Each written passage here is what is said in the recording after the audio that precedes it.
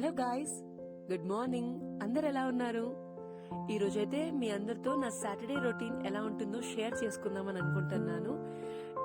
ఇదైతే టెంపుల్ పక్కనే ఉన్న పూజా సామాగ్రి షాప్ అన్నమాట. సో టెంపుల్లో నాకు అవసరమై పడే సామాన్లు తీసుకుందామని వచ్చాను.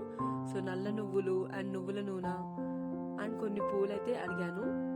And everyday max job life లోనే బిజీగా ఉంటాను అండ్ టెంపుల్ రాని కోసం నాకు అంత టైం ఉండదు.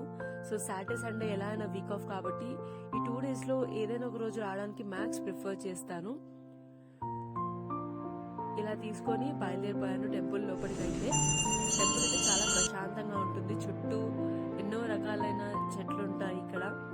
అండ్ టెంపుల్ కూడా చాలా సైలెంట్ గా ఉంటుంది. మనకు ఓన్లీ గుళ్ళో గంట శబ్దం తప్పితే మనకి ఏ సౌండ్ వినపడదు. ఇది నవగ్రహాల గుడి అనమాట.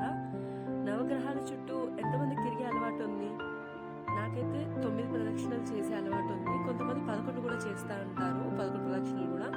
ఎందుకంటే ఒకటి గణేశుడికి 9 నవగ్రహాలకు అండ్ ఇంకోటి ఏదైతే కోరుకుంటామో దానికోసం మొత్తం 11 ప్రదక్షిణాలు. మీలో ఎంతమందికి ఎన్ని ప్రదక్షిణలు చేసే అలవాటు ఉందో కామెంట్ చేయండి.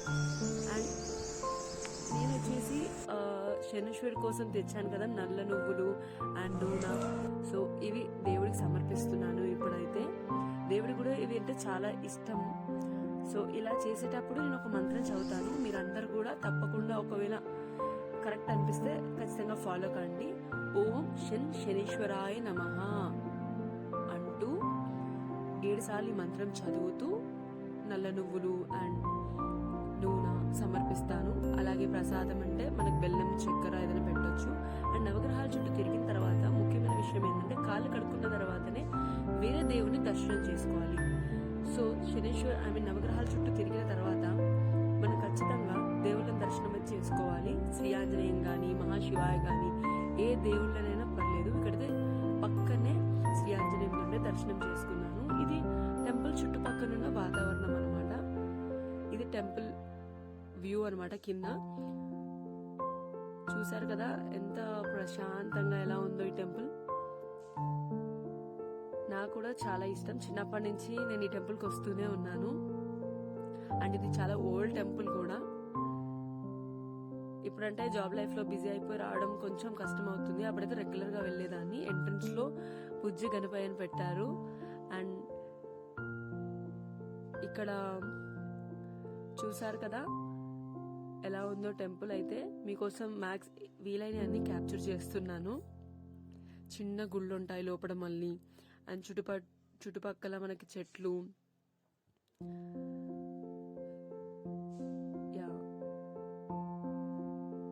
చాలా ప్రశాంతంగా ఉంది ఈరోజు అయితే టెంపుల్లో. అండ్ ఇది టెంపుల్ యొక్క ఎంట్రన్స్ అనమాట.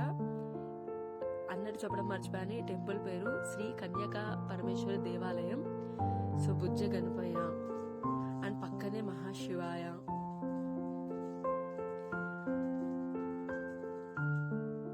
అండ్ శివరాత్రి రోజు అయితే ఇక్కడ చాలా పూజలు జరుగుతాయి. అండ్ స్పెషల్లీ ఈ టెంపుల్ శ్రీ కన్యకా పరమేశ్వరి దేవాలయం కదా. శ్రీ కన్యకా పరమేశ్వరి అమ్మవారు అండ్ సీతారాముల వారు.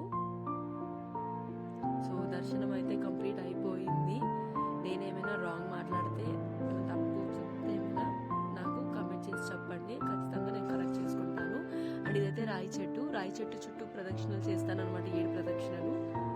సో మీలో ప్రదక్షిణలు చేసే అలవాటు ఉంటే అది కూడా కామెంట్ చేయండి. అండ్ ఇలా ఈరోజు నా టెంపుల్ దర్శనం అయిపోయింది. ఇక ఇంటికి స్టార్ట్ అవుతున్నాను. If you like my video please do subscribe to my channel.